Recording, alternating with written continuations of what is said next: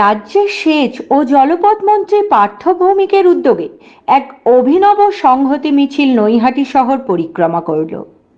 সোমবার অযোধ্যায় রাম মন্দির উদ্বোধনের দিন মুখ্যমন্ত্রী মমতা বন্দ্যোপাধ্যায়ের নির্দেশে এই সংহতি মিছিল আয়োজিত হলো নৈহাটিতে, যার নেতৃত্বে ছিলেন নৈহাটি বিধায়ক তথা রাজ্যের সেচ ও জলপথ মন্ত্রী পার্থ ভৌমিক।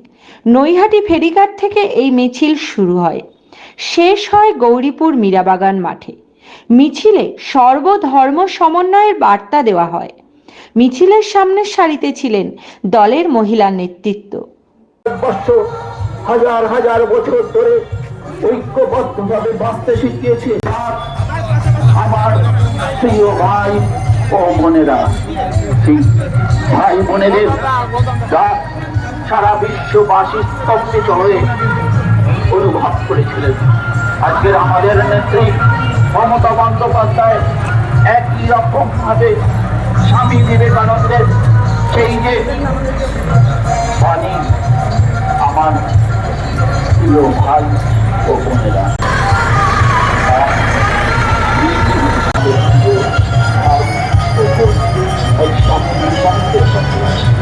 তাই মহাপ্রভু চৈতন্যদেবের বাংলা আমাদের মমতা বন্দ্যোপাধ্যায় এই সাংঘাতিক যাত্রাটা চৈতন্যদেব মহাপ্রভু চৈতন্যদেব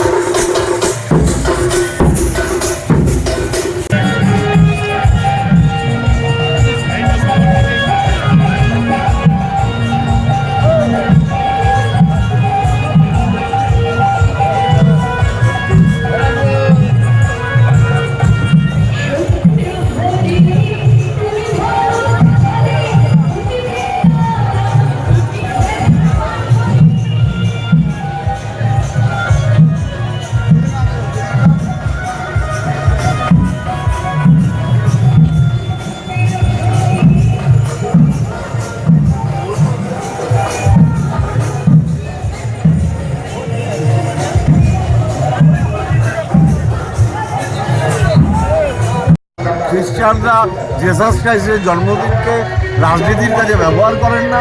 আমরা বলছি ধর্ম সবাই মিলে পালন করুন, কিন্তু ধর্মকে রাজনীতির কাজে ব্যবহার করবেন না।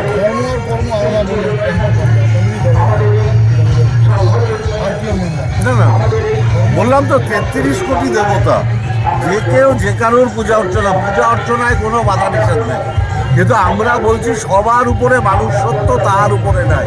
রামকৃষ্ণদেব বলেছেন যত মত তত পথ। স্বামী বিবেকানন্দ বলেছেন জীবে প্রেম করে যেই জন সেই জন সেবিকে। কোথাও কি রামকে নিয়ে একটা রাজনীতি চলছে? ভারতীয় জনতা পার্টি ধর্মকে রাজনীতির ময়দানে নামিয়ে দিয়েছে। এর বাইরে আমি আর আজকে কোনো কথা বলবো না। আজকে সম্প্রীতির মিছিল, বাংলার মুখে সম্প্রীতি অক্ষুণ্ণ থাকবে, অক্ষুণ্ণ থাকবে। ধর্মকে যখন রাজনীতির কাজে ব্যবহার করা হয় তখন সেই ধর্মকে অপমান করা হয়। নৈহাটি থেকে শোভনলাল রাহার প্রতিবেদন এই কাল।